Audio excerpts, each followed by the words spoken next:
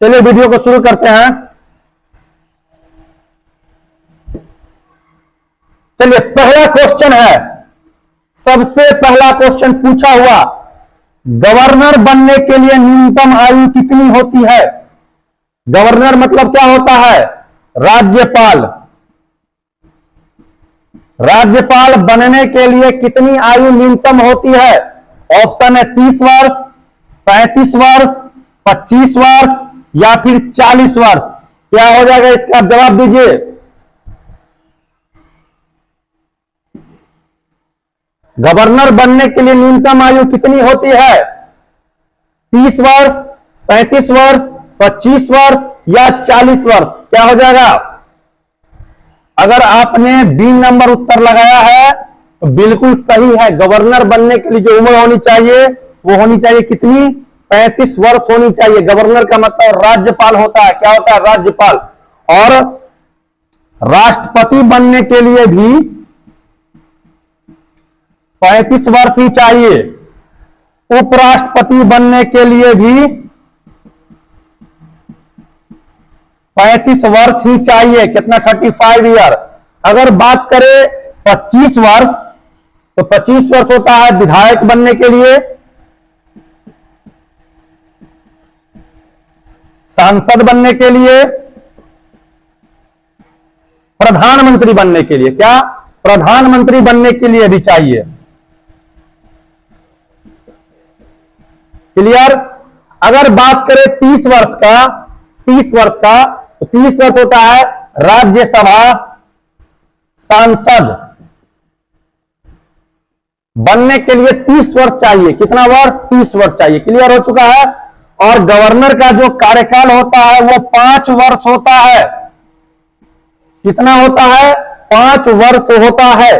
तो पूरे क्वेश्चन हम डिटेल के साथ चलेंगे ताकि इस टॉपिक से अब जो भी एग्जाम होंगे इसमें से लगभग प्रश्न आपको इसी टॉपिक से आएंगे, तो हम एक भी प्रश्न छोड़ना नहीं चाहते हैं। क्लियर हो चुका है? दूसरे प्रश्न की ओर बढ़े। वीडियो अगर अच्छा लगा हो बच्चा तो लाइक जरूर करना। 2 नंबर, भारत की एकमात्र महिला शासिका कौन थी? बहुत बढ़िया प्रश्न है और ये 10 से ज्यादा बार 10 प्लस जो है आपको आर्मी के एग्जाम में आ चुका है कि भारत की एकमात्र महिला शासिका कौन थी? ऑप्शन: बेगम हजरत महल, रुकैया बेगम, रजिया सुल्ताना या इनमें से कोई नहीं। फिर से सुनिए, भारत की एकमात्र महिला शासिका कौन थी? बेगम हजरत महल, रुकैया बेगम, रजिया सुल्ताना, इनमें से कोई नहीं। क्या होगा इसका? तो इसका हो जाएगा आपको रजिया सुल्ताना, जो 4 वर्ष के लिए बनी थी। कितने वर्ष के लिए? 4 वर्ष के लिए बनी। और यह जो है इल्तुतमिश की बेटी थी।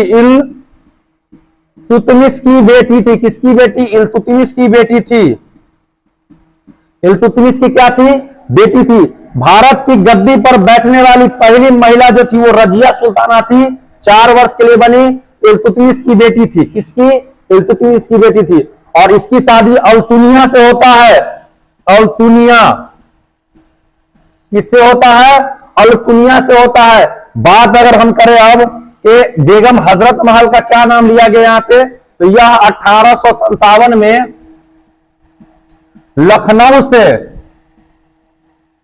लखनऊ से इस क्रांति का नेतृत्व की थी। ठीक है, याद रखेंगे।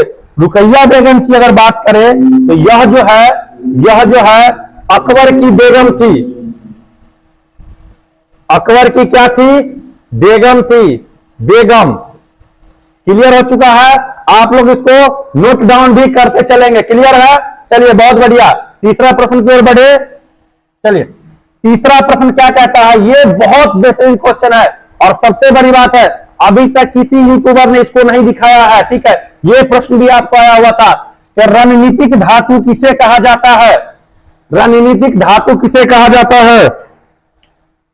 यूरेनियम, लोहा, तांबा या टाइटेनियम को रणनीतिक धातु किसे कहा जाता है? क्या होगा इसका? जवाब दीजिए। तो टाइटेनियम को जो है, टाइटेनियम को रणनीतिक धातु कहते हैं हम। क्या कहते हैं? रणनीतिक धातु। क्यों? क्योंकि सेना का साजो सामान, सेना का साजो सामान इससे तैयार होता है। ठीक है, उसके बाद वायुयान तैयार होता है। क्या होता है? तैयार होता है। रसायनों में इसका उपयोग करते हैं। ठीक है, 3 नंबर प्रश्न, रणनीतिक धातु किसे कहा जाता है? तो टाइटेनियम को कहा जाता है। क्लियर हो गया। चलिए चौथे प्रश्न की ओर चलिए। कहता है चौरी चौरा कांड कहां हुआ था? क्या कहता है कि चौरी चौरा कांड कहां हुआ था?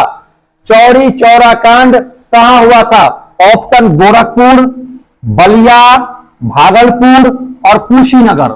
गोरखपुर, बलिया, भागलपुर या कुशीनगर। ये बहुत बेहतरीन प्रश्न है और आजादी के समय का यह घटना है। इससे रिलेटेड और भी प्रश्न मैं आपको बताऊंगा। इसका उत्तर मैं बता देता हूं आपको। इसका उत्तर होगा गोरखपुर। क्या होगा? गोरखपुर। गोरखपुर के समीप 5 फरवरी 1922 को चौरी चौरा नामक जगह पर एक पुलिस स्टेशन था, जिसमें आंदोलनकारियों ने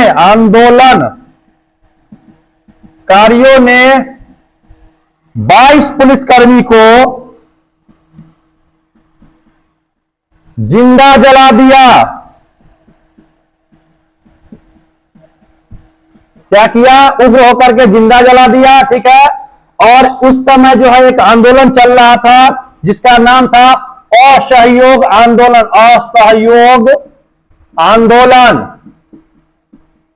जो कि महात्मा गांधी ने 1920 में शुरू किया था। और महात्मा गांधी सत्य एवं अहिंसा के पुजारी थे। इस इतनी बड़ी घटना को देख करके महात्मा गांधी ने इस आंदोलन को क्या किया? वापस ले लिया। क्या किया? वापस ले लिया। पूछा जाता है कि असहयोग आंदोलन कब वापस लिया गया? तो 5 फरवरी 1922 को वापस लिया गया। किस कारण से वापस लिया गया? चौरी चौरा हत्याकांड हुआ था, उसके लिए वापस लिया। कितने पुलिसकर्मी झंडा जले? 22 पुलिसकर्मी। ठीक है, असहयोग आंदोलन के मुख्य नेता कौन थे? तो कौन थे? महात्मा गांधी। क्लियर है? बहुत बढ़िया। और चौरी चौरा गोरखपुर में पड़ता है, चौरी और चौरा। चलिए 5 नंबर प्रश्न क्या कहता है? देखिए 5 नंबर प्रश्न, सबसे बड़ा संविधान किस देश का है? सबसे बड़ा संविधान किस देश का है? ऑप्शन अमेरिका, नेपाल, पाकिस्तान या भारत। अमेरिका, नेपाल, पाकिस्तान या भारत। तो क्या हो जाएगा? सबसे बड़ा और लिखित संविधान की बात करें तो हो जाएगा भारत का। किसका? भारत का। सबसे छोटा संविधान की बात करें, सबसे छोटा तो अमेरिका का। अमेरिका का। और इंग्लैंड का जो संविधान है वो लिखित संविधान नहीं है, अलिखित है। क्या है? अलिखित है। पूछेगा किस देश का संविधान अलिखित है? तो इंग्लैंड का। किसका? इंग्लैंड का। क्लियर हो चुका है 5 प्रश्न। चलिए छठे प्रश्न की ओर चलते हैं। वन लाइनर प्रश्न है, क्योंकि सभी के ऑप्शन मिलाना संभव नहीं था, क्योंकि बच्चों को इतने ऑप्शन याद थे नहीं। जो क्लियर बात, इसलिए अब ऑब्जेक्टिव प्रश्न है जो कि आपके लिए डायरेक्ट हिट का काम करेंगे और सबके उत्तर हम बिल्कुल सही बताएंगे आपको। एक भी प्रश्न गलत नहीं हो सकता है। हल्दी घाटी का युद्ध किसके बीच हुआ था? हल्दी घाटी का युद्ध किसके बीच हुआ था? यह प्रश्न आया था, नोट कर लेंगे आप लोग। चलिए हल्दी घाटी का युद्ध जो है 1576, डेट याद रखेंगे 1576। कितना? 1576 में अकबर और महाराणा प्रताप के बीच हुआ। अकबर और महाराणा प्रताप के बीच हल्दी घाटी का युद्ध हुआ। महाराणा प्रताप के हाथी का नाम था, हाथी का पूछता है राम प्रसाद, और घोड़े का नाम था चेतक। याद रखेंगे। हाथी और घोड़े दोनों का नाम आपको याद रखना है। हाथी और घोड़े दोनों का नाम क्या करना है आपको याद रखना है। तो हल्दी घाटी का युद्ध किसके किसके बीच हुआ? अकबर और महाराणा प्रताप के बीच, जिसमें हाथी का नाम राम प्रसाद था और घोड़े का नाम चेतक था। क्लियर हो चुका है। चलिए आगे बढ़ते हैं। 7 नंबर प्रश्न क्या कहता है कि 14वें वित्त आयोग के अध्यक्ष कौन थे? 14वें वित्त आयोग के बारे में पूछा है। तो वित्त आयोग के बारे में थोड़ी सी जानकारी हमें होनी चाहिए। अब वित्त आयोग के बारे में पूछ दिया है तो अब अगला एग्जाम में तो ये भी हो सकता है ना कि पहले वित्त आयोग के अध्यक्ष कौन थे। तो वित्त आयोग जो है उसके बारे में बताते हैं। Y B Reddy, Y B Reddy 14वें वित्त आयोग के क्या है? अध्यक्ष है। और यह आरबीआई के भूतपूर्व गवर्नर भी है। RBI reserve bank of India क्या है? भूतपूर्व गवर्नर है। बात करें मुख्यालय की तो दिल्ली में है। कहां है? दिल्ली में है। बात करें स्थापना की, इसकी क्या करें बात? स्थापना की बात करें तो स्थापना कब हुआ था इसका? इसका स्थापना 22 नवंबर 1951 को। और बात करें प्रथम अध्यक्ष की तो के सी नियोगी। क्या नाम था? के सी नियोगी। क्या नाम था? के सी नियोगी। तो 14वें वित्त आयोग के जो अध्यक्ष थे उनका नाम वाई बी रेड्डी, आरबीआई के गवर्नर, मुख्यालय दिल्ली में, स्थापना 22 नवंबर 1951 को, प्रथम अध्यक्ष के सी नियोगी। क्लियर हो चुका है। चलिए अगले प्रश्न की ओर चलते हैं। फोटोग्राफी में किसका प्रयोग किया जाता है? साइंस का क्वेश्चन है, जीएस का प्रश्न है। ये फोटोग्राफी में किसका प्रयोग किया जाता है? तो किया जाता है सिल्वर ब्रोमाइड का।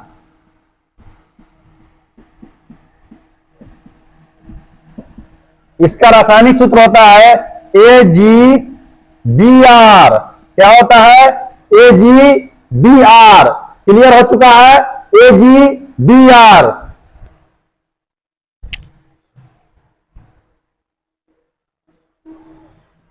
चलिए अगले प्रश्न की ओर चलते हैं।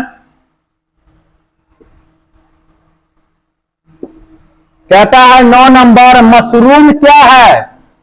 यह प्रश्न भी इस बार आया हुआ था कि मशरूम क्या है। तो नॉर्मली तो हम लोग तो रेस्टोरेंट में जाते हैं, कहते भैया एक जो है मशरूम 2 प्याजा दे दीजिए। तो इसके बारे में ऑप्शन में था कवक या फफूंदी भी हो सकता है। कवक या फफूंदी। ठीक है, कवक या फफूंदी। मशरूम क्या है? कवक या फफूंदी। और इसका खाने योग्य भाग के बारे में आपको जानकारी देना पड़ेगा, जो आपके लिए HW होगा कि मशरूम का खाने योग्य भाग को क्या कहते हैं। मशरूम का खाने योग्य भाग को क्या कहते हैं। चलिए, बहुत बेहतरीन प्रश्न है ये कि इंग्लिश चैनल को तैरकर पार करने वाली प्रथम भारतीय महिला कौन थी? इंग्लिश चैनल को तैरकर पार करने वाली प्रथम भारतीय महिला कौन थी? तो सबसे पहले मैं उत्तर आपको बता दूं इसका क्या होगा, फिर थोड़ा डिटेल चलेंगे। आरती साहा। आरती साहा। ठीक है, आरती साहा।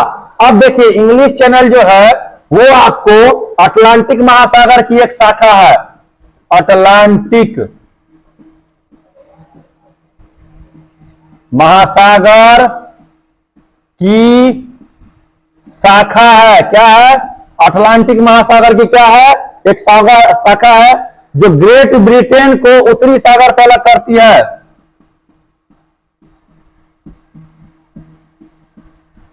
जो ग्रेट ब्रिटेन को उत्तरी सागर से अलग करती है।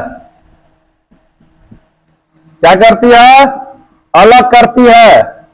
और पूछेगा कि आरती साहा ने कब जो है यह बड़ा काम किया था? तो किया था 27 सितंबर 1959 को। 27 सितंबर 1959 को। कितना को? 59 को। और कितना 42 मील, 42 मील, कितना 42 मील की दूरी, मतलब 1 मील में 1.5 किलोमीटर होता है, मतलब 1600 मीटर होता है, दौड़ के जो आए हैं तो 42 मील, और इसको 16 घंटा 20 मिनट, 16 घंटा 20 मिनट में तैरकर इस इंग्लिश चैनल को पार किया था। ठीक है, और अगर प्रथम भारतीय की बात करें, प्रथम भारतीय की बात करें तो हो जाएगी कौन, हो जाएगा कौन, मिहिर सेन। मिहिर सेन 1958 में, 1958 में 27 सितंबर 1958, 27 सितंबर 1958 में क्लियर हो चुका है। तो आपने देखा कि इंग्लिश चैनल को तैरकर पार करने वाली प्रथम भारतीय महिला कौन थी, तो थी वह श्रीमती आरती साहा। ये 29 सितंबर हो जाएगा दोस्तों, 29 सितंबर। ठीक है, चलिए अगला प्रश्न है 11 नंबर की, नील नदी का वरदान किस देश को कहा जाता है। बहुत बार ये प्रश्न आ चुका है कि नील नदी का वरदान किस देश को कहा जाता है, तो हम सभी जानते हैं कि मिस्र को या इजिप्ट को नील नदी का क्या कहा जाता है, वरदान कहा जाता है, और विश्व की सबसे लंबी नदी है, सबसे लंबी नदी है, जो अफ्रीका महादेश में, कहा है अफ्रीका महादेश के विक्टोरिया झील से निकलती है। विक्टोरिया झील से इसका उद्गम स्थल है, कहा है विक्टोरिया झील से इसका उद्गम स्थल है। और अगर बात करें तो भूमध्य सागर में यह गिरती है, क्या करती है, गिरती है। ठीक है, और इसकी लंबाई की अगर हम बात करें किसकी, तो 6650 किलोमीटर, 6650 किलोमीटर इसकी लंबाई है। किसकी, नील नदी की लंबाई जो है 6650 किलोमीटर है। इसको मिस्र या इजिप्ट में इसको नील नदी का वरदान कहा जाता है, और अफ्रीका महादेश के विक्टोरिया झील से निकलती है और भूमध्य सागर में यह जाकर के गिर जाती है। विश्व की सबसे लंबी नदी है। ठीक है, चलिए अगला प्रश्न है कि वायु प्रदूषण का कारण क्या होता है। बच्चा देखो, इसका ऑप्शन नहीं बताया गया है बच्चों के द्वारा। ठीक है, तो वायु प्रदूषण के बहुत से कारण हो सकते हैं। ध्वनि प्रदूषण, ठीक है, क्या बोलते हैं, वायु प्रदूषण के जो कारण हो सकते हैं वो कल कारखाने हो सकते हैं, रासायनिक उपयोग हो सकते हैं,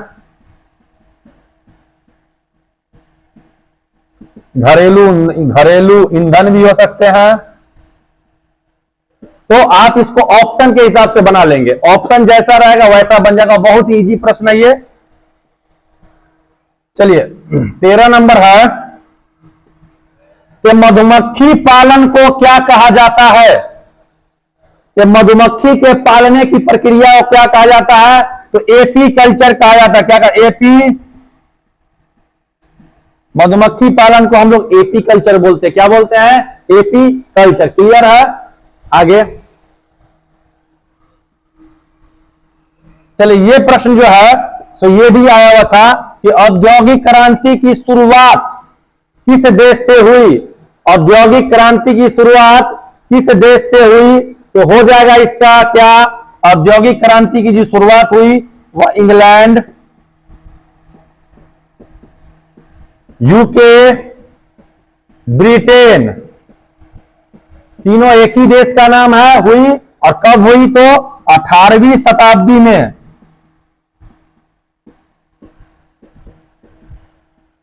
ठीक है, 14वां प्रश्न कि औद्योगिक क्रांति की शुरुआत किस देश से हुई, तो इंग्लैंड, यूके, ब्रिटेन, तीनों एक ही देश का नाम है और 18वीं शताब्दी में हुई। चलिए अगले प्रश्न की ओर चलते हैं।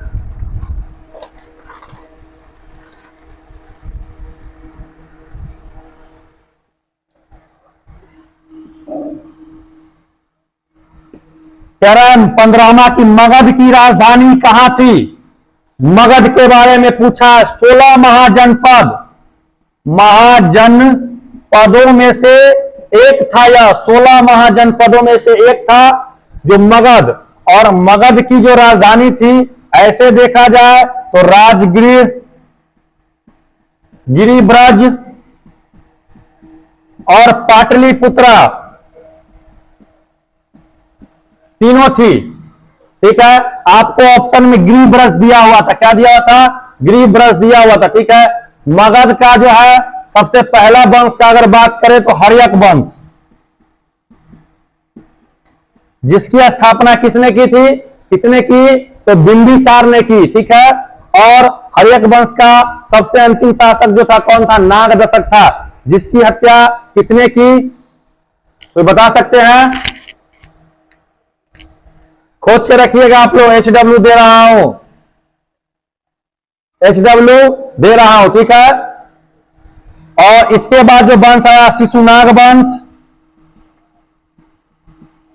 ठीक है, शिशुनाग वंश के बाद जो वंश आया उसका नाम था नंद वंश।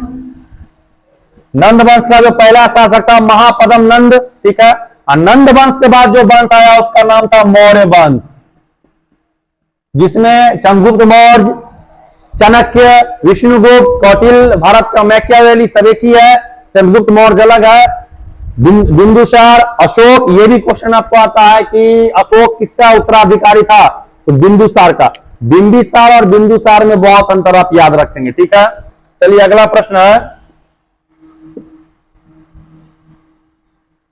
कि सबसे कठोर धातु कौन होता है? सबसे कठोर धातु कौन होता है? तो सबसे कठोर धातु की बात करें तो प्लेटिनम हो जाएगा। क्या होगा? प्लेटिनम हो जाएगा। सबसे कठोर पदार्थ की बात करें अगर तो हो जाएगा हीरा। और सबसे कठोर तत्व की बात करें, तत्व की तो अभी तक जो है कार्बाइट। क्या होगा? कार्बाइट। कार्बन का ही अप्रूप है। किसका अप्रूप है? कार्बन का ही अप्रूप है। जितने भी प्रश्न आप देख रहे हैं सभी आपको आर्मी के एग्जाम में आ चुके हैं। वो 16 अक्टूबर को एक प्रश्न भी इधर उधर से नहीं लाया गया है। सभी प्रश्न जो है भारतवर्ष में जितने जगह भी एग्जाम हुए हैं, बहुत सारे सेंटर पर हमारे लड़के भी बैठे थे, उनसे पूछ करके, बातें करके, उनसे मिल करके ये सब प्रश्न इकट्ठा किए गए। ठीक है, चलिए अगला है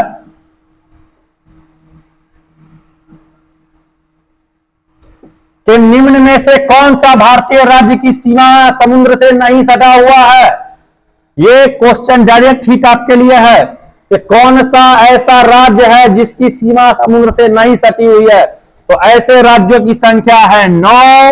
ठीक है, उन 9 को अगर आप याद रखते हैं तो बाकी जो भी राज्य है वो समुद्र से नहीं सटे हुए हैं। तो ऐसे इसका उत्तर जो आपको ऑप्शन में था वो हरियाणा था। ठीक है, क्या था? हरियाणा, क्योंकि हरियाणा जो है समुद्र से नहीं सटा हुआ है। क्लियर है? क्लियर है। अब बात करते हैं कौन कौन सटा हुआ है। तो पहला केरल,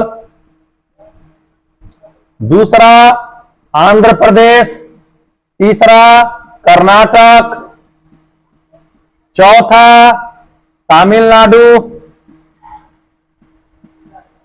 पांचवा गोवा, छठा महाराष्ट्र, सातवां वेस्ट बंगाल, आठवां केरल, आंध्र प्रदेश, कर्नाटक, तमिलनाडु, गुजरात,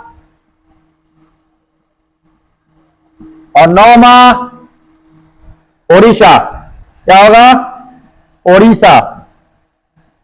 तो ये 9 राज्य हैं जो आपको समुद्री सीमा से लगते हैं। कौन? ये 9 राज्य। इसके अलावा जो भी उत्तर में होगा वो सही हो जाएगा। तो हरियाणा जो है क्या बिल्कुल सही था।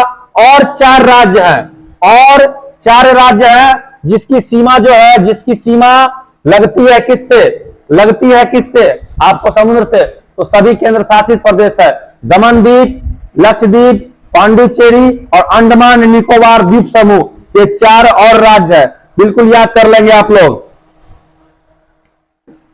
चलिए 18 नंबर प्रश्न क्या कहता है कि कांचीपुरम किस नदी या कांचीपुरम किस राज्य की राजधानी थी? दोनों पूछ सकता है। क्या? दोनों पूछ सकता है। ठीक है, तो देखिए इसके बारे में जो अभी क्लियर नहीं था कि क्वेश्चन क्या था, अभी उतना कंफर्म नहीं था, मैं सब बताऊंगा। कांचीपुरम जो है नदी के नाम से पूछा जाए अगर नदी का, तो वेगवती नदी। किनारे बसा हुआ था, पल्लवों की राजधानी थी, पल्लवों की राजधानी। अगर पूछता कांचीपुरम किसके लिए प्रसिद्ध था, तो साड़ियों के लिए प्रसिद्ध था। किसके लिए? साड़ियों के लिए प्रसिद्ध था। और कांचीपुरम वर्तमान में तमिलनाडु में है, तमिलनाडु में है।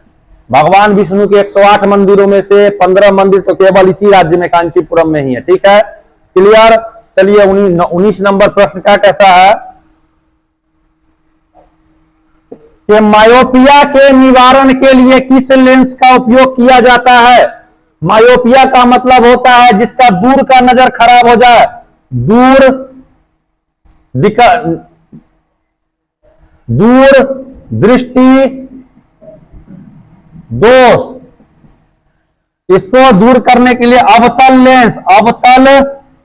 लेंस का क्या करते हैं हम? प्रयोग करते हैं। क्या करते हैं? प्रयोग करते हैं। यह फोकस दूरी अधिक और नेत्र लेंस का छोटा हो जाने के कारण होता है। फोकस दूरी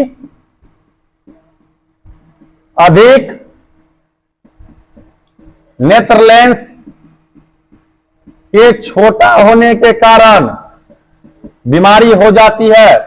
दूर दृष्टि दोष भी कहते हैं। दूर की वस्तुएं साफ दिखाई नहीं देती है, लेकिन निकट की वस्तुएं क्या साफ दिखाई देती है। अवतल लेंस के उपयोग से इसको हम दूर कर सकते हैं। ठीक है, चलिए अगला प्रश्न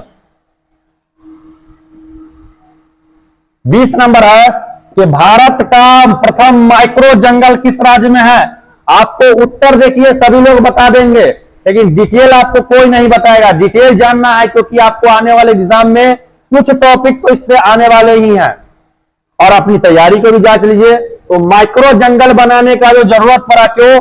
ऑक्सीजन उत्पादन के लिए। ठीक है, कितना उत्पादन के लिए? ऑक्सीजन। और यह है रायपुर छत्तीसगढ़ में, रायपुर छत्तीसगढ़, छत्तीसगढ़िया सबसे बढ़िया, ये छत्तीसगढ़ पुलिस का नारा है। रायपुर छत्तीसगढ़ में 70 सरकारी भवनों के बीच में, 70 सरकारी भवनों के बीच में 19 एकड़ में यह बनाया गया है माइक्रो जंगल, केवल ऑक्सीजन उत्पादन करने के लिए। ठीक है, चलिए अब कहता है क्या 21 का बहुत बार क्वेश्चन ये आ चुका है और इसको पढ़ने की जरूरत भी नहीं है क्योंकि बच्चे सब जानते हैं कि मीनाक्षी मंदिर कहां है। तो सभी लोग जानते हैं तमिलनाडु में, तमिलनाडु में। और माता लक्ष्मी का मंदिर है, मैं यहां गया हुआ हूं, हम यहां गए थे मंदिर में दर्शन करने। ठीक है, तो मीनाक्षी मंदिर तमिलनाडु में है। मदुरई लिख लीजिए, मीनाक्षी मंदिर मदुरई तमिलनाडु में। ठीक है, आगे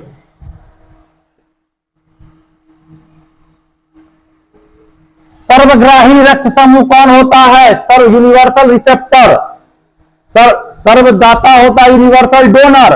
और आपसे जीएस का प्रश्न पूछा है कि सर्वग्राही रक्त समूह यूनिवर्सल रिसेप्टर तो होता है ए बी पॉजिटिव। क्या होता है? A B positive. और सर्वदाता पूछता अगर तो ओ, क्या होता?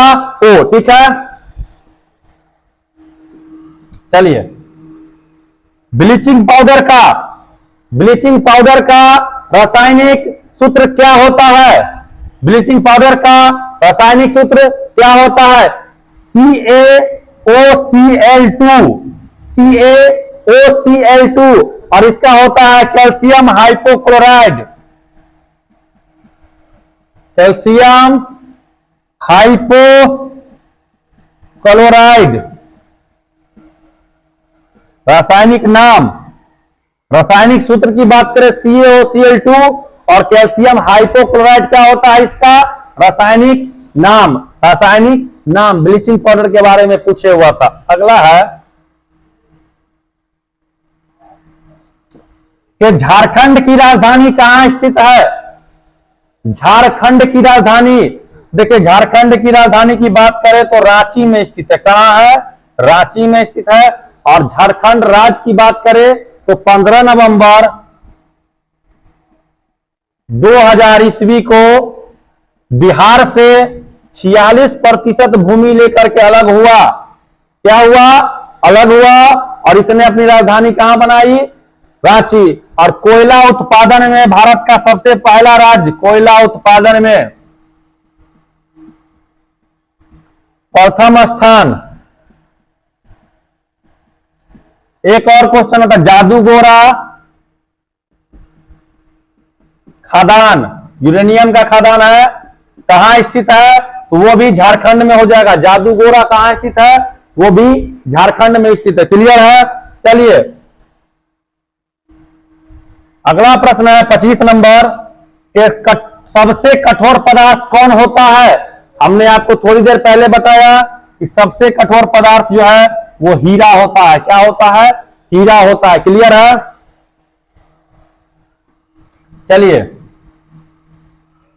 कहता है 26 का अम्लीय वर्षा का मुख्य कारण क्या होता है? अम्लीय वर्षा का मुख्य कारण तो SO2 और NO2, सल्फर डाइऑक्साइड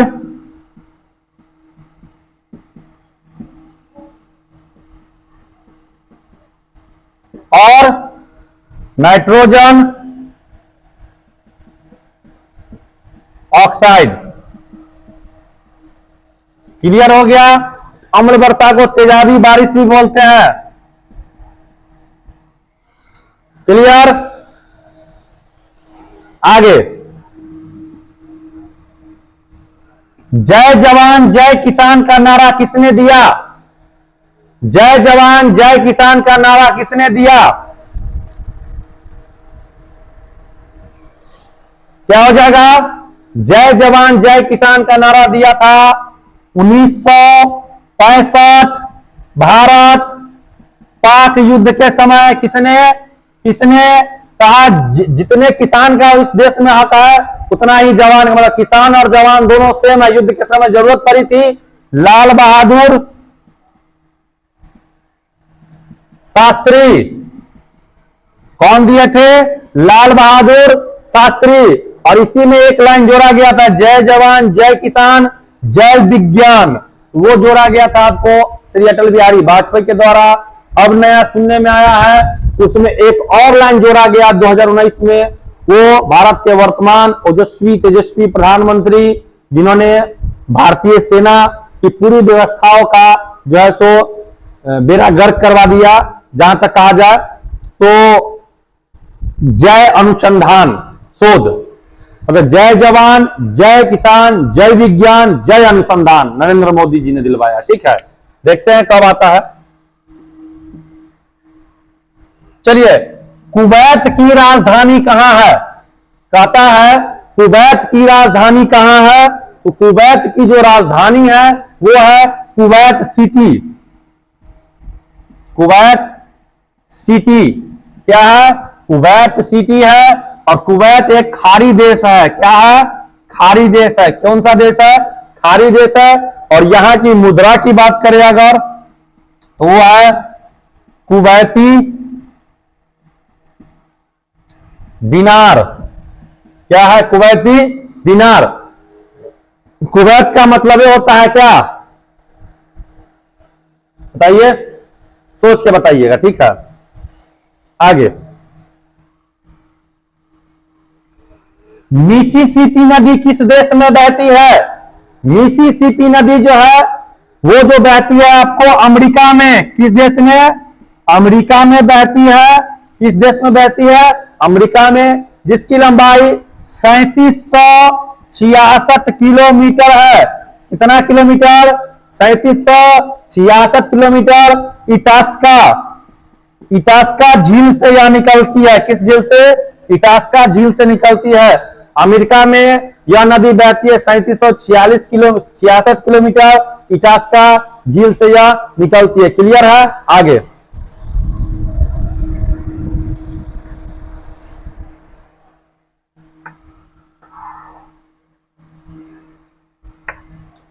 30 का जीएस है।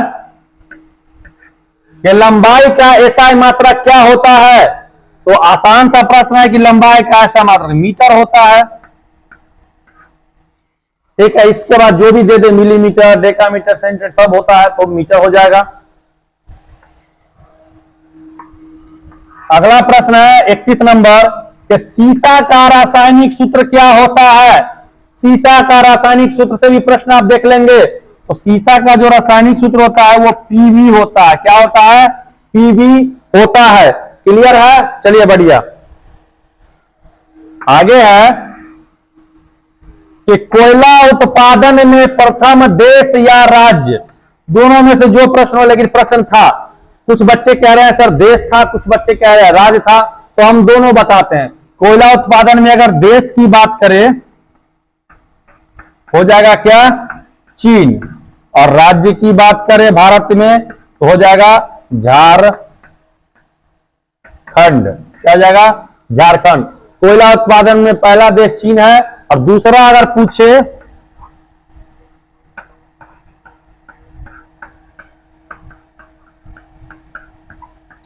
अमेरिका, दूसरा क्या पूछेगा तो अमेरिका हो जाएगा। क्लियर है?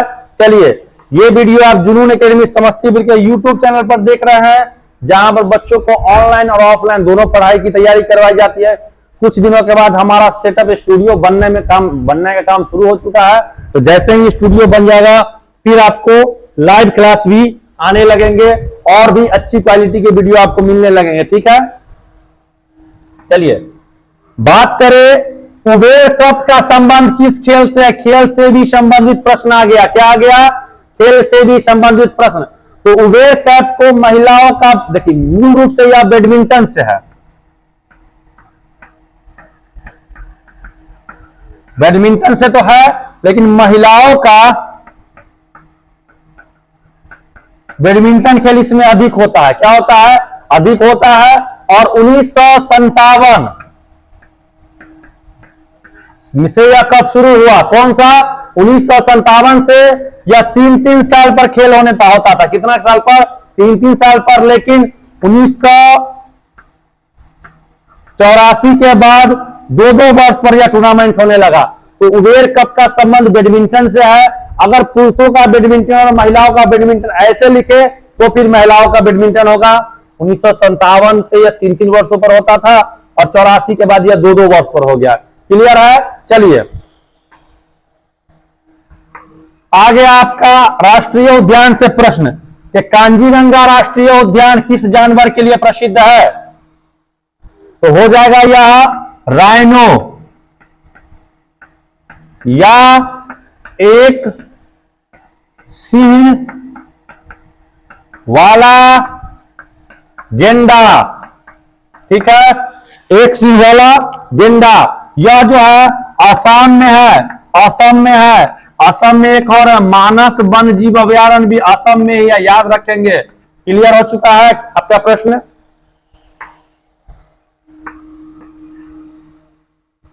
चलिए आ गया। यूनेस्को का फुल फॉर्म क्या होता है? यूनेस्को का full form the United Nation education scientific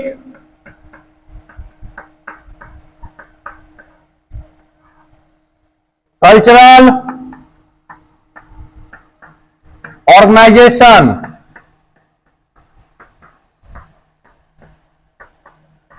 ठीक है, यूनेस्को जो है वह विश्व के बड़े बड़े पुराने जो है विश्व जो भी आपको जो है एंटिक चीज है उसको संरक्षण प्रदान करता है। क्या करता है? उसको संरक्षण प्रदान करता है।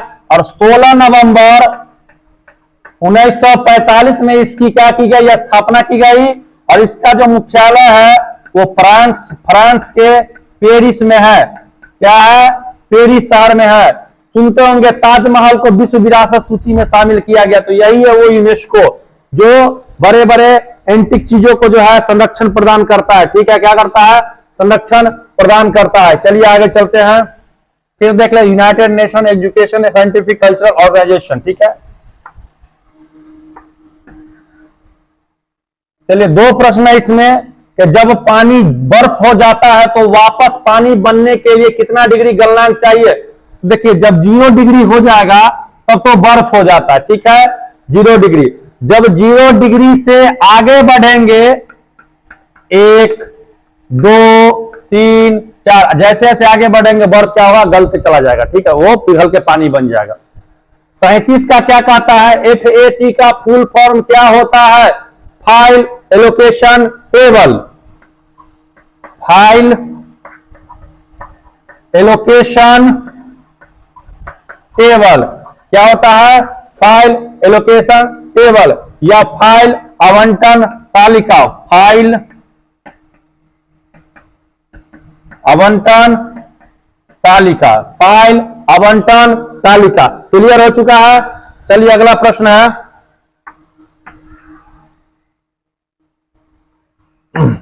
38 का, कि ग्रहण मतलब ग्रहण जो लगता है किस प्रकाशीय घटना के कारण लगता है। ग्रहण जो है वो किस प्रकाशीय घटना के कारण लगता है। ग्रहण जो है किस प्रकाशीय घटना के कारण लगता है, तो वो लगता है आपको सरल रेखा प्रकार, सरल रेखा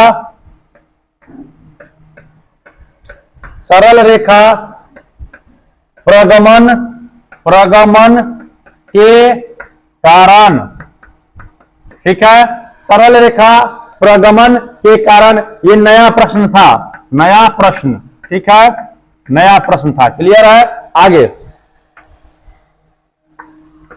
विश्व की सबसे लंबी नदी कौन सी है पूछ रहा है। तो हम सभी लोग जानते हैं नील नदी है, और इसके बारे में डिटेल ऊपर में बताया जा चुका है कि विक्टोरिया झील से निकलती है, 6650 किलोमीटर इसका लंबाई है, ठीक है, अफ्रीका महादेश में पाया जाता है, ये सभी हम बता चुके हैं। 47 नंबर प्रश्न है, सॉरी 41 नंबर, कि कथकली कहां का प्रसिद्ध नृत्य है। तो कथकली कहां का हो जाएगा, कथकली हो जाएगा केरल का। कहां का हो जाएगा, केरल का। नृत्य से संबंधित भी प्रश्न आते हैं। उसके बाद कुचिपुड़ी,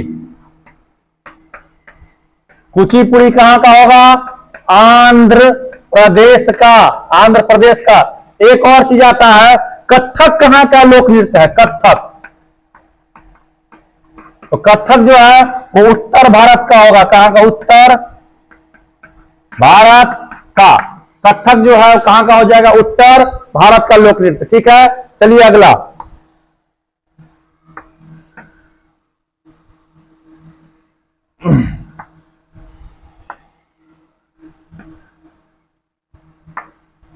बयालीस का कहता है, 42 नंबर प्रश्न क्या कहता है, देखिए,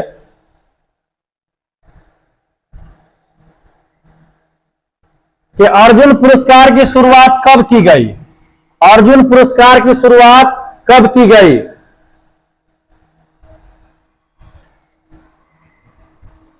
तो अर्जुन पुरस्कार की शुरुआत जो है वो 1961 में की गई। कब की गई, 1961 में की गई अर्जुन पुरस्कार की शुरुआत, ठीक है।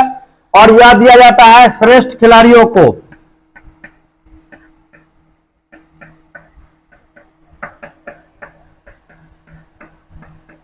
किसको दिया जाता है, श्रेष्ठ खिलाड़ियों को। और सबसे पहले पूछा जाए कि अर्जुन पुरस्कार किस महिला को मिला था, डोला बनर्जी। क्या होगा, डोला बनर्जी को मिला था। किसको मिला था, डोला बनर्जी को मिला था।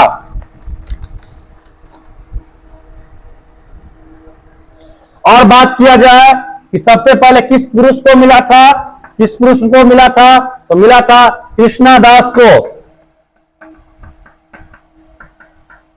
किसको, कृष्णा दास को। इस अवार्ड में जो है 15 लाख रुपया, एक प्रमाण पत्र और अर्जुन के कांस्य की प्रतिमा भी मिलती है। क्या मिलती है, प्रतिमा भी मिलती है। क्लियर हो चुका है। चलिए अगले प्रश्न की ओर चलते हैं। वो कहता है कि मानव आंख, मानव आंख में कौन सा लेंस होता है। मानव आंख में कौन सा लेंस होता है, तो उत्तल लेंस होता है। कौन सा, उत्तल लेंस होता है, जिसको क्या कहते हैं, अभिसारी लेंस। क्या कहते हैं, अभिसारी लेंस।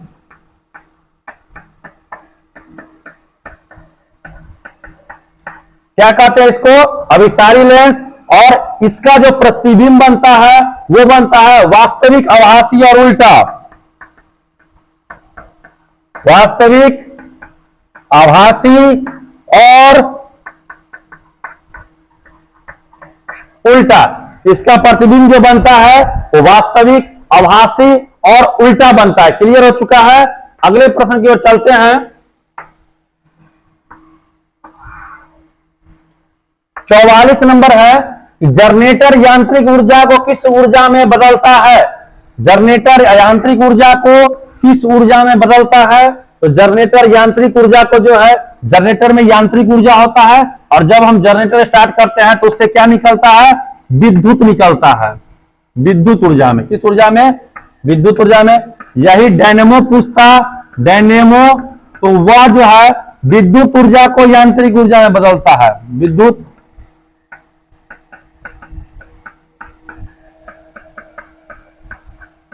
ठीक है, डायनेमो विद्युत ऊर्जा को यांत्रिक ऊर्जा में। ठीक है, चलिए 45 नंबर प्रश्न क्या कहता है? यदि किसी वस्तु का वेग दुगुना कर दिया जाए तो गतिज ऊर्जा पर क्या प्रभाव पड़ेगा? तो गतिज ऊर्जा का सूत्र था हाफ mv²। अगर ये वेग की बात करें, किसी का वेग दुगुना कर दिया जाए तो क्या होगा? यहां मान लो 2 डालते हैं, 2 का स्क्वायर 4 हो जाएगा। इसका मतलब क्या है कि 4 गुना हो जाएगा। क्या हो जाएगा? 4 गुना हो जाएगा। क्लियर है? चलिए 46 नंबर प्रश्न क्या कहता है कि अम्लीय वर्षा का मुख्य कारण क्या होता है? तो इससे पहले हम बता चुके हैं कि NO2 और SO2 अम्लीय वर्षा का मुख्य कारण होता है। क्लियर है? आगे 47 का कहता है कि सबसे हल्का गैस कौन सा होता है? सबसे हल्का गैस कौन सा होता है? तो सबसे हल्का गैस जो होता है वो होता है हाइड्रोजन। जो लोग हीलियम मार के आए होंगे एक बार जान लीजिए कि आपका बिल्कुल गलत होने वाला है। सबसे हल्का गैस जो है वो हाइड्रोजन होता है। पहले हीलियम था लेकिन अब नहीं रहा। ठीक है, इस बात का ध्यान रखेंगे। 48 नंबर प्रश्न क्या कहता है कि मधुमक्खी पालन को क्या कहा जाता है? मधुमक्खी पालन को क्या कहा जाता है? तो एपी कल्चर कहा जाता है। एपी कल्चर क्या कहा जाता है? AP culture. क्लियर है? चलिए 49 नंबर प्रश्न को देखते हैं। यह प्रश्न बिल्कुल नया था लेकिन यह नोट्स वगैरह में दिया हुआ है कि लाख किससे प्राप्त होता है। ठीक है, देखिए फसलों में जब कीट लग जाती है ना, फसलों में, तो लाख प्राप्त होता है। ठीक है, फसलों में ऑप्शन से बन जाता आराम से। फसलों में जब कीट लग जाएगी तो लाख प्राप्त होता है। ठीक है, आगे संगमरमर किसका बना होता है? ये ऑप्शन, ये क्वेश्चन भी था कि संगमरमर किसका बना होता है। तो देखिए संगमरमर जो है वो चूना पत्थर का बना होता है। किसका? चूना पत्थर का बना होता है। और जिसका सूत्र होता है CaCO3 मतलब calcium carbonate. Calcium carbonate, calcium carbonate. संगमरमर को CaCO3 और कैल्शियम कार्बोनेट कहते हैं और यह चूना पत्थर का क्या होता है? बना होता है। ठीक है,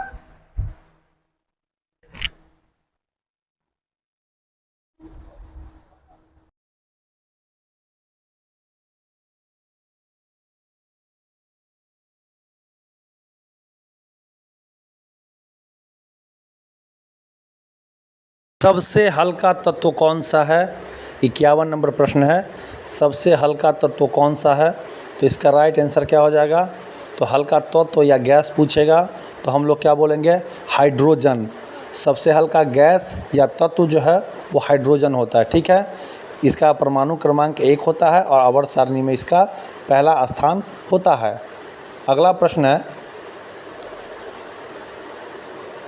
पेनिसिलिन क्या है? पेनिसिलिन क्या है? तो यह एक एंटीबायोटिक है। क्या है? एंटीबायोटिक है। इसको कवक या फफूंदी दोनों कहते हैं और इसकी खोज अलेक्जेंडर फ्लेमिंग ने की थी।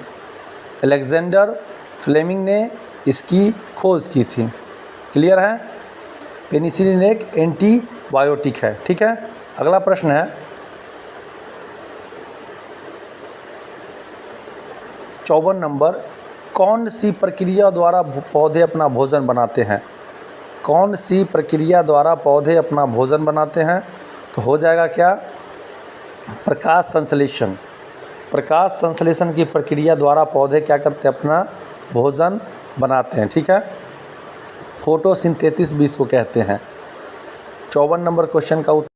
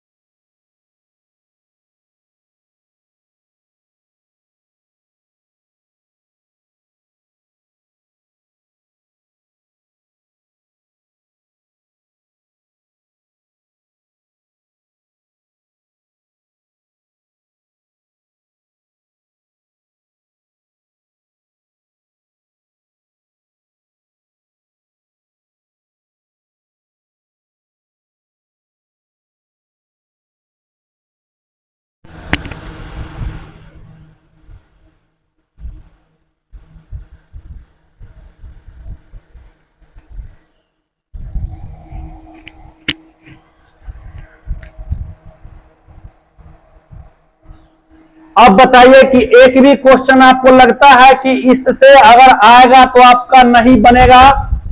ऐसा है? नहीं है। अब जो है अक्रिय गैस से कोई भी प्रश्न आएगा तो आप आसानी से उसको बना सकते हैं। क्लियर? चलिए अगला प्रश्न है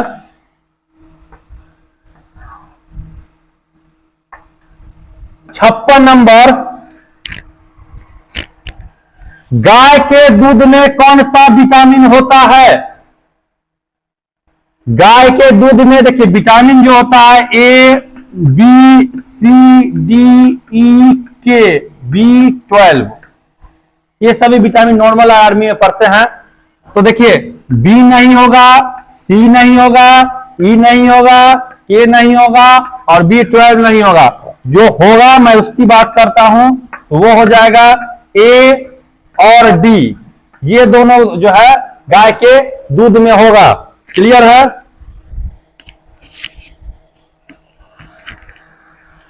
अब बात करते हैं कि गाय का दूध सफेद होता है। क्या होता है? सफेद। तो केसीन के कारण होता है। किसके कारण? केसीन के कारण। और पीला का बात करें, पीला का बात करें तो कैरोटीन के कारण, कैरोटीन के कारण। क्लियर है? गाय का दूध सफेद कैसीन के कारण और पीला कैरोटीन के कारण होता है। ठीक है, गाय का दूध। गाय का वैज्ञानिक नाम बोस इंडिकस होता है। क्या होता है? बोस इंडिकस होता है वैज्ञानिक नाम। वैज्ञानिक नाम भी आजकल पूछ रहा है। आगे, कंगारुओं का देश किसे कहा जाता है? कंगारुओं का देश जो है वो ऑस्ट्रेलिया को कहा जाता है, ऑस्ट्रेलिया को। और ऑस्ट्रेलिया जो है सबसे छोटा महादेश है, सबसे छोटा महादेश। ठीक है, सबसे छोटा महादेश है। क्या है सबसे छोटा महादेश? राजधानी की अगर बात करें इसकी, कैनबरा। कहां राजधानी इसकी? कैनबरा। और यह दक्षिणी गोलार्ध में स्थित है,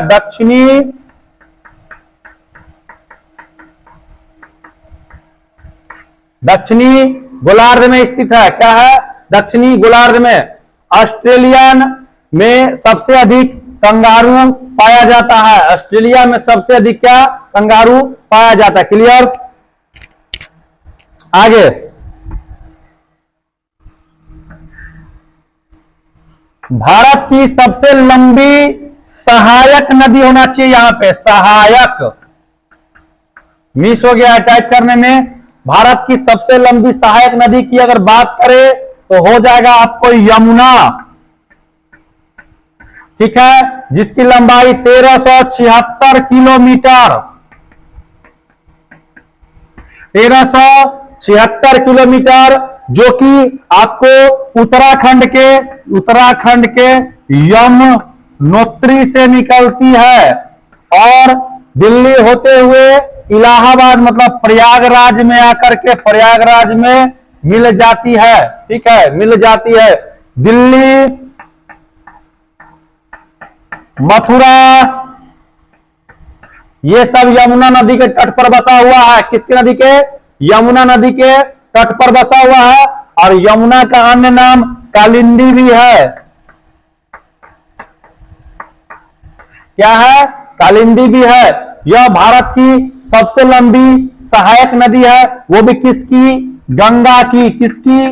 गंगा की। भारत की सबसे लंबी नदी का नाम गंगा और इसकी लंबाई 2525 किलोमीटर, 2525 किलोमीटर। क्लियर?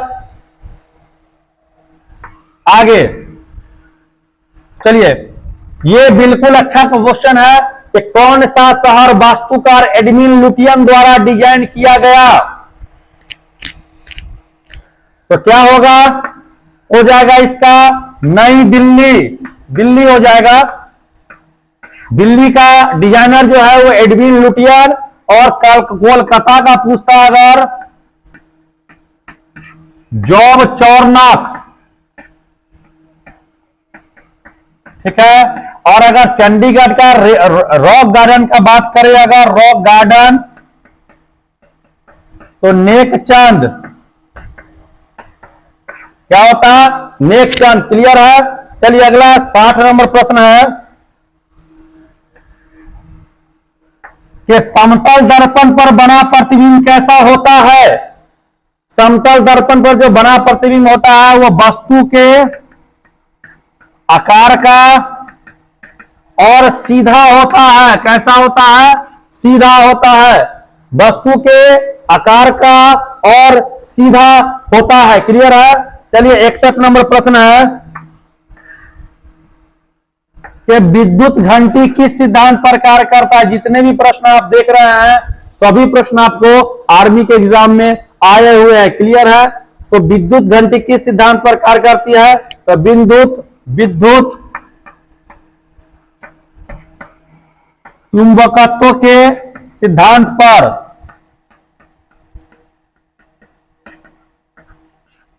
ठीक है, क्या होगा? विद्युत चुंबकत्व के सिद्धांत पर। अगला है ज्वालामुखी में कौन सी गैस निकलती है? देखिए ऑप्शन जो था इसका, उसके हिसाब से इसका उत्तर जो होना चाहिए था जल वाष्प। ठीक है, क्या होना चाहिए था, जल वाष्प होना चाहिए था इसका। ठीक है, एक चीज और देखेंगे इसके बारे में कि विश्व की सबसे बड़ी अगर ज्वालामुखी का बात करें सक्रिय, तो क्या हो जाएगा, कैटोपैक्सी। क्या हो जाएगा, कैटोपैक्सी, जो कि इक्वाडोर में है, इक्वाडोर में है। और जिसकी ऊंचाई की बात करें तो 5897 मीटर ऊंचा है, यह 5897 मीटर ऊंचा है। नाम है कैटोपैक्सी, इक्वाडोर में है, 5897 मीटर ऊंचा है, विश्व की सबसे बड़ी सक्रिय ज्वालामुखी है। क्लियर है। तो देखिए, अगर वीडियो आपको अच्छा लग रहा हो तो लाइक जरूर करेंगे, क्योंकि अभी जो है जीके के लगातार प्रश्न चल रहे हैं। जितने भी प्रश्न इस बार 16 अक्टूबर को आर्मी के एग्जाम में आए हैं, हम सभी प्रश्नों को आपके सामने लेकर के आए हैं। ठीक है, अब बात करते हैं आगे जो प्रश्न आने वाला है उसकी। वॉशिंग मशीन किस सिद्धांत पे कार्य करता है? वॉशिंग मशीन जो है किस सिद्धांत पे कार्य करता है? तो अपकेंद्रण के सिद्धांत के।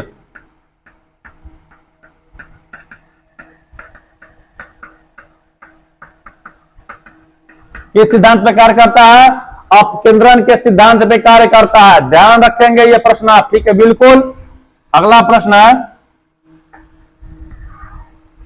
ताशकंद समझौता कब हुआ था? ताशकंद समझौता पर हस्ताक्षर कब हुआ था? तो देखिए, ताशकंद समझौता जो है, ये अगर बात करें तो इस पर जो हस्ताक्षर हुआ था, देखिए, यह 10 जनवरी 1965 सोवियत संघ, वर्तमान का उज्बेकिस्तान के में ताशकंद नामक जगह पर भारत के प्रधानमंत्री लाल बहादुर शास्त्री, लाल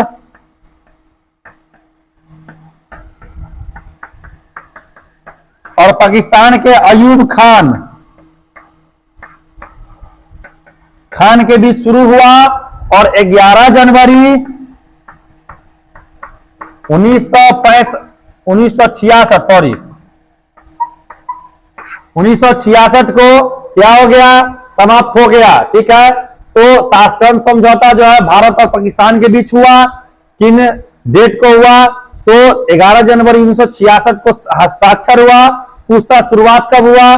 10 जनवरी 1966 को हुआ। वर्ष अगर पूछे तो सीधा 1966 होगा। भारत के प्रधानमंत्री कौन थे? लाल बहादुर शास्त्री।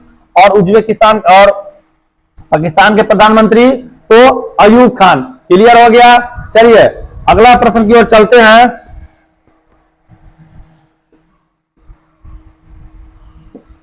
कहता है, शरीर में चिकनापन किसकी उपस्थिति के कारण होता है?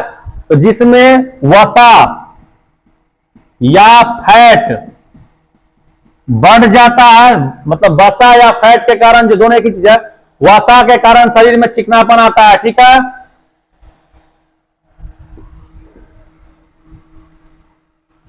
अब कहता है कि विश्व का सबसे बड़ा पक्षी कौन सा है? विश्व का सबसे बड़ा पक्षी कौन सा है? तो विश्व का सबसे बड़ा पक्षी जो है वो होगा शुतुरमुर्ग। क्या हो जाएगा? शुतुरमुर्ग। अगर नर की बात करें तो 2.1 से 2.8 मीटर तक इसका ऊंचाई होता है। और मादा की बात करें तो 1.7 से 2 मीटर तक इसका क्या होता है? ऊंचाई होता है। और वजन की बात करें तो 63 से 140 केजी तक होता है। और विश्व में सबसे बड़ा कोशिका भी जो है शुतुरमुर्ग का अंडा ही है। क्या है? शुतुरमुर्ग का अंडा ही है। क्लियर। चलिए अगला प्रश्न है 67 नंबर। घेघा नामक रोग किसकी कमी से होता है? घेघा बोलिए, ग्वाइटर बोलिए या गलगंड बोलिए, ये सब जो है आयोडीन की कमी से होता है। आयोडीन की कमी से होता है। किसकी कमी से? आयोडीन की कमी से। क्लियर।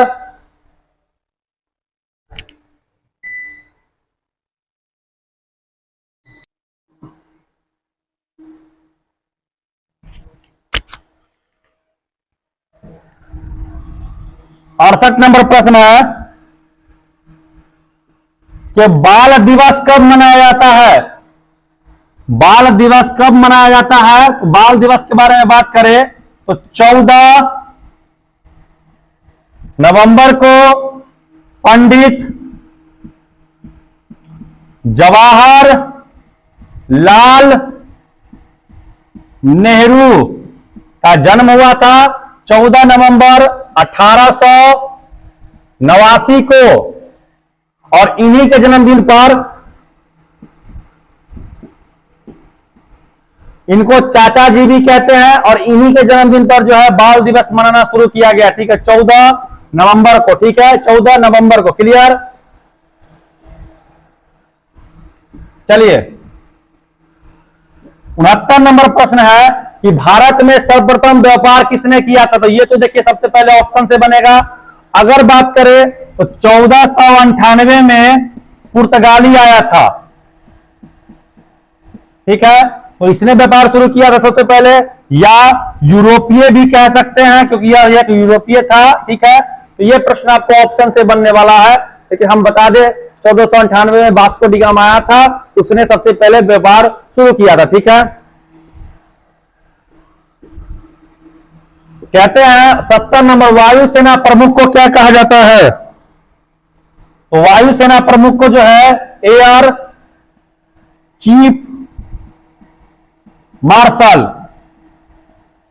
एयर चीफ मार्शल क्या कहा जाता है? क्लियर? एयर चीफ मार्शल कौन है अभी? वीएस चौधरी। ठीक है,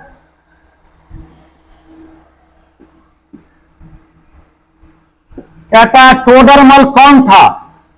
टोडरमल कौन था? तो देखिए टोडरमल जो है वो अकबर का वित्तीय मंत्री था। कौन मंत्री था? अकबर का वित्तीय मंत्री। कौन मंत्री? वित्तीय मंत्री कह सकते हैं या राजस्व मंत्री। अकबर का नवरत्न था, नवरत्न भी था। क्लियर हो गया? टोडरमल जो है वित्तीय मंत्री था अकबर का, राजस्व मंत्री, नवरत्न, तीनों हो जाएगा। 72 का कहता है भारत की वित्तीय राजधानी कहां है? ऐसे राजधानी तो नई दिल्ली है, क्या है? और वित्तीय राजधानी की बात करें, पैसा का राजधानी, तो मुंबई।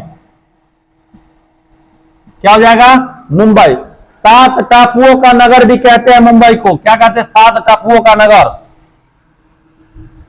चलिए किलोवाट घंटा, इसको किलोवाट घंटा भी लिख सकते हैं। किलो वाट घंटा जो है किसका मात्रक होता है?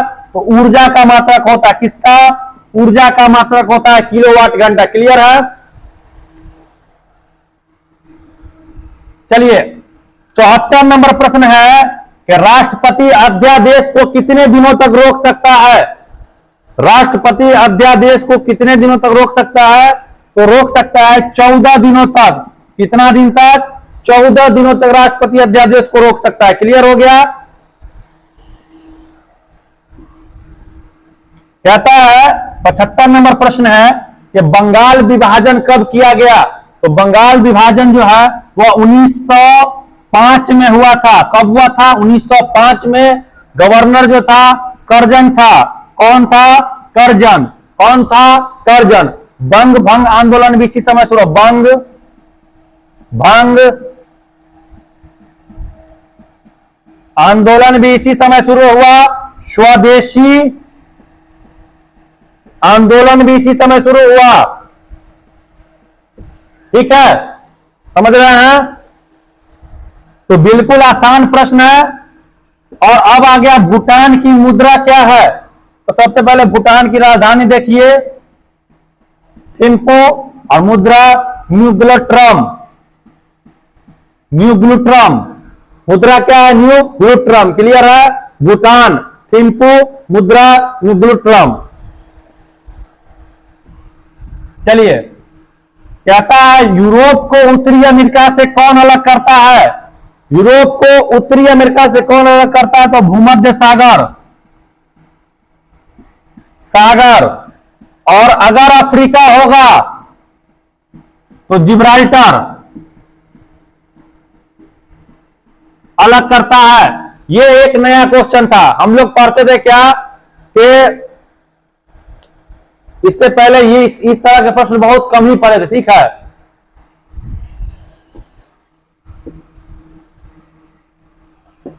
अठहत्तर नंबर है जीएस का प्रश्न कि सूर्य के प्रकाश को पृथ्वी तक पहुंचने में कितना समय लगता है? तो लगभग नहीं, एक्यूरेट 500 सेकेंड और 8.2 मिनट, मतलब 8 मिनट 20 सेकेंड तो हो गया ना। 8 × 6 = 48, 480 और 20 500 सेकेंड हो गए। 79 नंबर प्रश्न है, ये भी एक बिल्कुल अलग प्रश्न ही था, लेकिन हमारे सेट में दिया हुआ था ये कि समुद्र तल से मापी लंबवत दूरी कहलाती है। ये प्रीवियस क्वेश्चन भी है। समुद्र तल से मापी लंबवत दूरी कहलाती है, क्या कहलाती है? तो कहलाती है ऊंचाई। इसका उत्तर क्या हो जाएगा? ऊंचाई हो जाएगा। क्या हो जाएगा? ऊंचाई। क्लियर? चलिए, अब कहता है 80 नंबर प्रश्न है कि स्वतंत्र भारत के प्रथम श्रम मंत्री कौन थे? प्रथम श्रम मंत्री कौन थे? स्वतंत्र भारत के प्रथम श्रम मंत्री कौन थे? तो कौन थे भाई?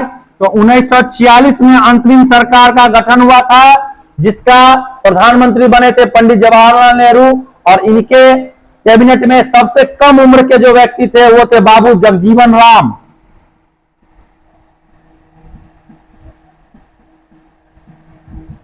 बाबू जगजीवन राम क्या बने थे? श्रम मंत्री बने थे।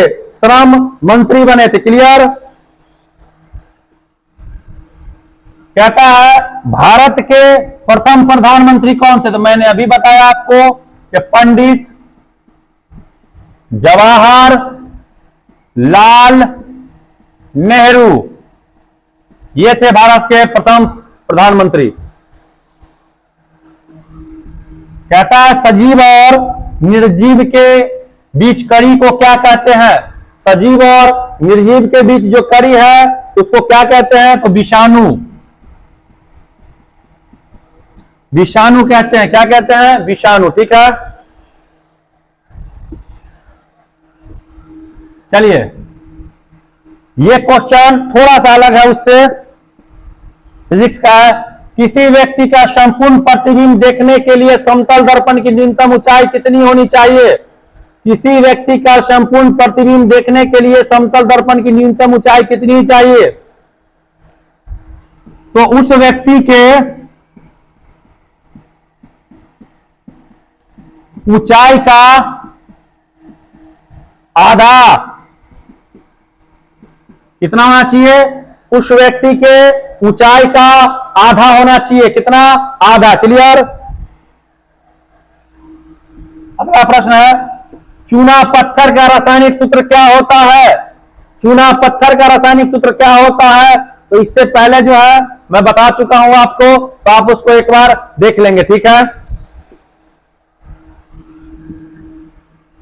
चलिए, ये बिल्कुल नया प्रश्न था। नया प्रश्न,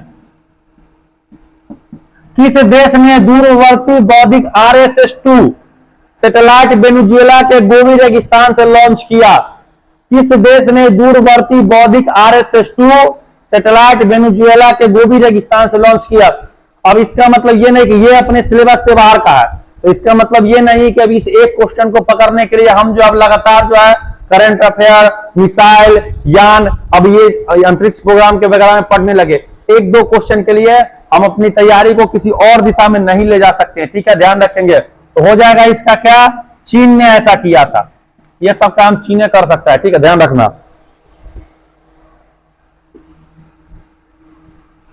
कहता है हरित क्रांति का संबंध किस क्षेत्र से है?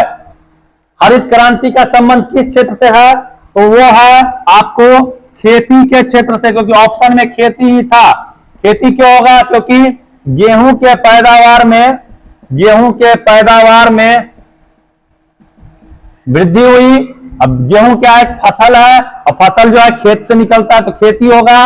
और इसके बारे में थोड़ा जानते हैं, 1966-67 में यह क्रांति आई थी भारत में, MS स्वामीनाथन, ठीक है। और विश्व में बात करें डॉक्टर नॉर्मन बोरलॉग, जिनको इसके लिए नोबेल पुरस्कार भी दिया गया है, ठीक है। तो भारत में जो 1966 में गेहूं के क्षेत्र में जो है मतलब गजब की क्रांति आई, गेहूं जितना होता तो उसे 4-5 गुना ज्यादा होने लगा, ठीक है, पैदावार बढ़ गई। चलिए 87 का है, इनमें से कौन भारतीय संविधान का आधारभूत नहीं है? इनमें से कौन भारतीय संविधान का आधारभूत नहीं है? तो संसदीय सरकार है, संघीय सरकार है, स्वतंत्र सरकार है, लेकिन राष्ट्रपति का शासन जो है ये ऑप्शन सी, ये आधारभूत नहीं है, ठीक है, याद रखेंगे। ये भी अलग क्वेश्चन था। चलिए, बर्फ पर दबाव पड़ने से उसका गलनांक क्या होता है? बर्फ पर दबाव पड़ने से उसका गलनांक क्या होता है? घट जाता है, घट जाता है। क्या होता है? घट जाता है। क्लियर है? घट जाता है। आगे, ध्वनि की गति सर्वाधिक कहां होती है? 89 नंबर प्रश्न है। तो ध्वनि की गति जो सर्वाधिक होगी वो होगी आपको इस्पात में,